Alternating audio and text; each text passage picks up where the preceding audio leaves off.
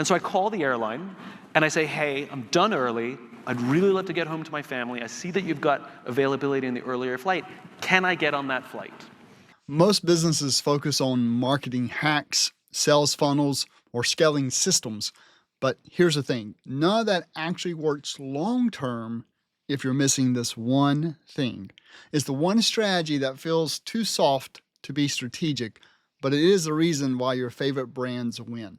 If you want your business to win, you'll want to make sure you're not missing this. Today, I'm going to show you what it is and how it transforms your growth.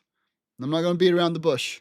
The secret to profitable growth that most businesses miss is love. Yes, I said it, love. I know it sounds weird, and as a software engineer and technologist, it's not something I thought I'd ever be saying. So what does love have to do with profit? And what does it have to do with growth? And what in the world are you talking about, Chad? Okay, hear me out. What's love got to do with it? Well, a lot, actually. Now, not for every business in the world, but if you want a thriving business that will grow, then love is actually crucial. If you're just running a lifestyle business and you don't care about churn or scaling, then sure, you can just coast without loving your customers. You'll still make a living, but it won't be a business that people rave about. And truthfully, you won't have as good of a time running your business. I once ran a challenge called Your Ideal Business Challenge, and it helped people figure out what kind of business that they should start. And we talked about 4 types of businesses. So you have opportunity-based businesses, mission-based businesses, passion-based businesses, and the dreaded undecided business. And the goal is to move out of that undecided pretty fast. But no matter which of the other 3 you choose, they all work better when you start with one mindset: love your customer. Business is about solving problems. More specifically, it's about solving people's problems. In fact, it's about solving people's problems for a profit. And the best way to solve people's problems for a profit is to love the people you're solving the problems for. Say that 3 times fast. If you started the business you are in because of an opportunity you saw, then great. Now, the best way to grow that business is by loving the people you serve. If you started your business around a passion, then remember that your passion must point outward. Focus on your customer, not just your craft. And if you started a mission-driven business around a cause, you'll likely have no problem loving your customer. But remember that your impact depends on profit. You can't help your customer if you can't stay in business. And if you grow your business, you can help even more people. And if you're still in the figuring out stage, then simply start by asking yourself this: who would I love to serve? Now let's look at the flip side. There are industries that don't love their customers, or at least not anymore. Payday loans? Definitely not. Big banks? Not really. Big pharma? That's questionable. And what do all these have in common? Well, there's plenty of entrepreneurs trying to disrupt them. Payday loans are just terrible companies exploiting the poor, in my opinion.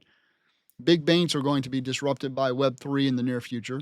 And big pharma is being disrupted by the small doctors and biotech companies who actually want to see people healed of their underlying issue and not just their symptoms placated. People are fed up. And smart entrepreneurs are finding ways to serve those same customers with love and making money doing it. So what does this have to do with you and your freelance business or your service-based business or your SaaS product? Here is how this looks in your business. There are 2 major areas where love shows up: customer service and customer experience. They sound similar, but they're actually very different. Customer service is reactive. It's when something goes wrong. The customer calls or emails or messages because they need help. They're stuck. They're frustrated. Maybe they're even mad. My oldest daughter, who's in college, woke up with pink eye yesterday morning. She likely got it because she's student teaching this semester. Well, we tried to get her prescription filled at CVS out of state, but CVS said the insurance wouldn't cover it. And my wife tried to call. She actually hit a wall of automation. There's no humans, no help, no answers. So we end up transferring the prescription to Walgreens instead. That's poor customer service. Not just because of the outcome, but because no one actually cared enough to show up.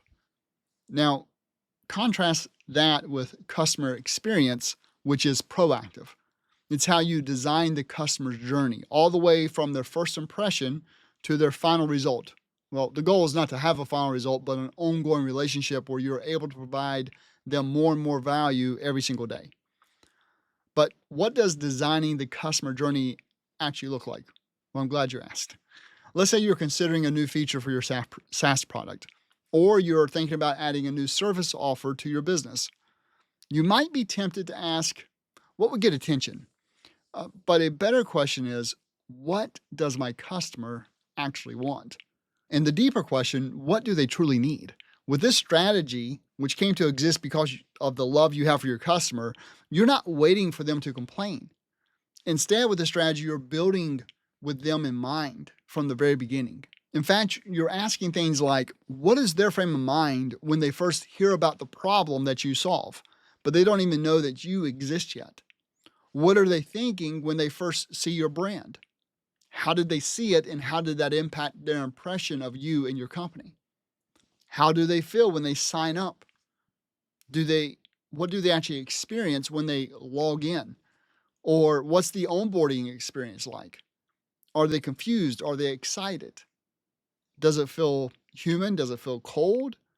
So yes, give them great service when things go wrong with your customer service. But as you continue to love your customer, you'll keep obsessing over making things go right for them in the first place. Love your customer and understand what they want. Love your customer and understand what they need. I've heard it many times. Sell them what they want, give them what they need. I say sell them what they want and then give them what they need and what they want. Now, that being said, let's circle back to customer service real quick. I'm saying give them what they want, and from an experience standpoint, that's exactly what to do. But from a service standpoint, sometimes it just can't be done. But even if they aren't serviced in the way they want, they can still have an experience where they feel heard and understood, and maybe even feel a little loved. As an example, here's a super quick video of Simon Sinek talking about customer service. Customers talk about they have great service or bad service if they got what they want or didn't get what they want, right? But that's not true. I'll give you an example. Let's say I'm on a business trip and my work is done early and I want to go home to my family. I check the website. I see that there's flights available on the earlier flights. Let's call it a day early. And so I call the airline and I say, hey, I'm done early. I'd really love to get home to my family. I see that you've got availability in the earlier flight. Can I get on that flight? And the agent says, I'm sorry, you have the wrong class of ticket. I can't change your flight. I'm happy to pay a fee. I'm happy to pay whatever it is. Please, can I get on that flight? I'm sorry, sir. I told you you have the wrong class of. You have the wrong class. I can't book you. You have the wrong status flight. There's nothing I can do. The computer won't let me do it. Okay? I now hate that airline, right? Okay, let's replay that. Okay? Same scenario. Hi, I'm done early. Love to go home. I see you have availability. Can I get on that flight? Sir, I want to get you home to your family. Here's the problem. Your ticket is the wrong class, and so the computer won't let me. But let me see what I can do. I really want to get you home to your family. Click, click, click, click, click, click, click. That didn't work. Click, click, click, click. That didn't work. Sir, let me talk to my supervisor. I'm determined to get you home to your family. Go away, come back. Sir, I talked to my supervisor. We've tried like 6 different things. There's nothing I can do. I am so sorry. I just cannot get you on that earlier flight. Don't worry. Thank you for trying. I now love that airline even though I didn't get what I want. And that's what it feels like when someone cares. It doesn't mean we always get what we want, but what we get is somebody who understands and cares about what we're trying to accomplish. That's considered good service.